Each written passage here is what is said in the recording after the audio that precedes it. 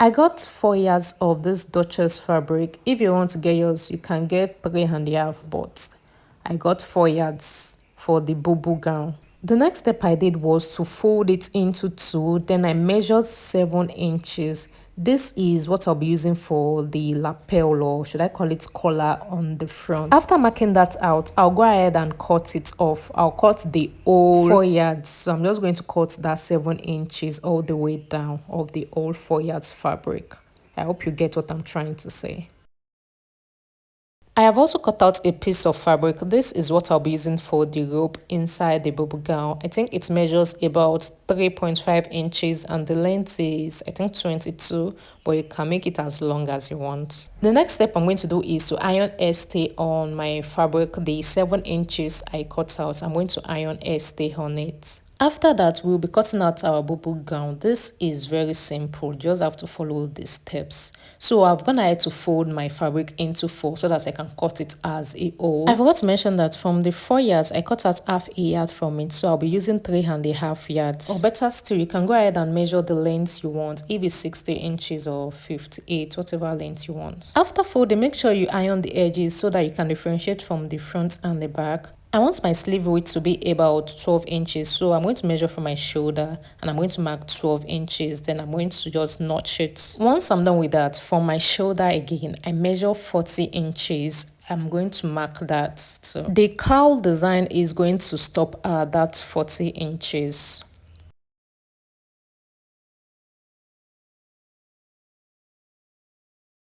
What I'm going to do next is to divide my hip by 4. So whatever I get, I'm going to add 4 inches to it. This is a bubu gown, so we want it to be as free as possible. So what I'm going to do is to mark whatever I get on that 40 inches. I'm going to mark it all the way down to the hem of the fabric. After that, on the 40 inches mark, I'm going to draw a curve to the sleeve. Just watch the way I draw it. It's not very technical. It's just a freehand stuff that you can do. So from the 40 inches mark, just make a curve to your sleeve. So that's basically all we need for this bubu gown. Once I'm done with that, I'll go ahead and cut it out.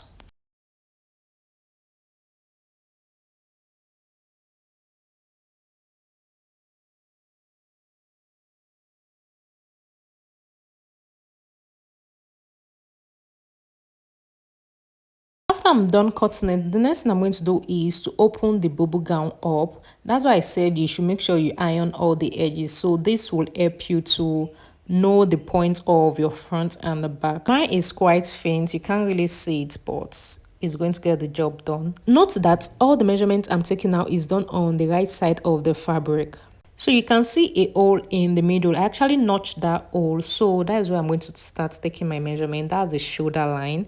So I'm going to measure half of my shoulder measurement. That is 7.5 inches. So I'm going to mark 7.5 inches all the way down to about, let's say, 20 inches. The next thing I'm going to do is to join it with a straight line. After that, I'm going to mark 14 inches from my shoulder. I'm going to mark it. So that's where my sewing will stop. What I'm going to do next is that from that 7.5 inches, which is half of my shoulder measurement, I'm going to mark 8 inches. You can make yours 7 inches. So I'm going to mark 8 inches all the way down. I'm going to make it the same measurement as the 7.5 inches as the shoulder measurement. So right here, I'm just going to mark 14 inches to make sure it's the same as the other shoulder measurement. Once I'm done with the front part, I'm going to do the same to the back part. So I'm going to measure 7.5 inches. That is half of my shoulder measurement. But the length of the back will be like 10 inches, not 14 inches like I did for the front. The length will be 10 inches for the back. So I'm going to do this for the right side, and I'll also do that for the other left side of the fabric.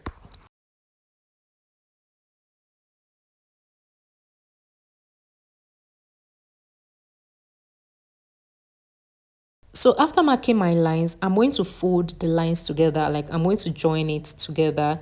Then I'm going to pin it up to make sure they are on the same line. I'm going to now stitch the lines all the way down from the 10 inches of the back. Then I'm going to also stop by the 14 inches in the front. So right here, I'm just trying to pin them together, and I'm making sure the lines are on the same line. Like, I don't want to make any mistake.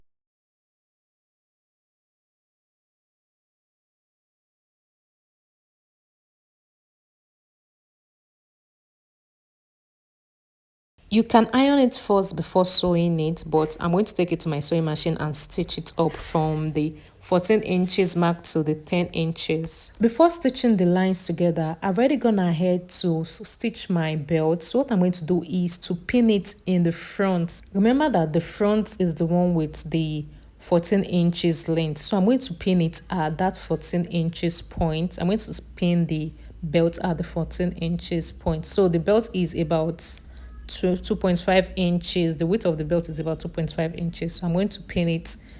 Note that the pinning of the belt is on the wrong side. So what I did was to just put it inside of the pleated lines. So I just put it inside. Then I'm going to pin it up. Then I'm going to stitch from that belt all the way to the back. If you still don't understand how I did it, you can watch the video again for more clarification.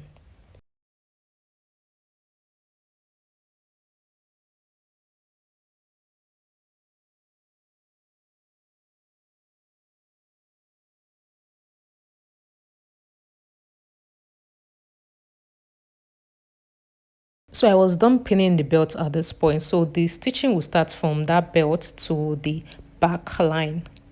So after stitching that, you want to make sure you iron it very well. I do not have light right now, so I'm not going to iron it. So what I'm going to do is to fold it into two, just to get the midpoint of the fabric. So this is where I'm going to cut out the midpoint. So I'll start taking my measurements on my shoulder. So I'm going to mark my neck width, which is 3.5. I'm going to mark that. So for my back neck depth, I'm just going to make it 1 inch. So I'm going to mark it. I can go ahead and connect it. So I'll go back to my front. For my front, I'm going to mark about 11 inches. So from that 11 inches, I'll start marking 2.5. I'm going to mark that all the way down to the hem of the fabric.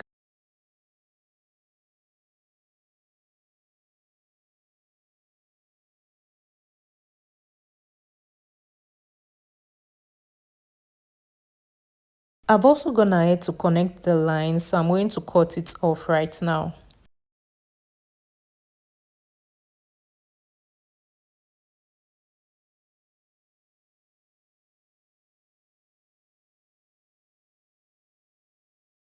Once I'm done with that, I'll go ahead and stitch from the point of my sleeve. I'm going to stitch all the way down to the hem of the fabric. I'll also stitch the sleeve of the fabric after that. So I've actually attached my hairstay on the 7 inches fabric I cut out the other time, and right here I folded it into two. So from the midpoint, from that edge, I'm going to measure about 13 inches. Then I'm going to start my stitching from that 13 inches point. So from the 13 inches, I'll go down by, let's say, 30 or 35 inches, depending on how long you want your opening to be. So I'm going to start my sewing from the 13 inches point to the 30 or 35 inches point I marked. So it's just a straight line. I'm just going to sew it all the way down. So guys, once I'm done sewing, I'm going to open up my collar like so, like you can see me do in the video. I'm going to open it up.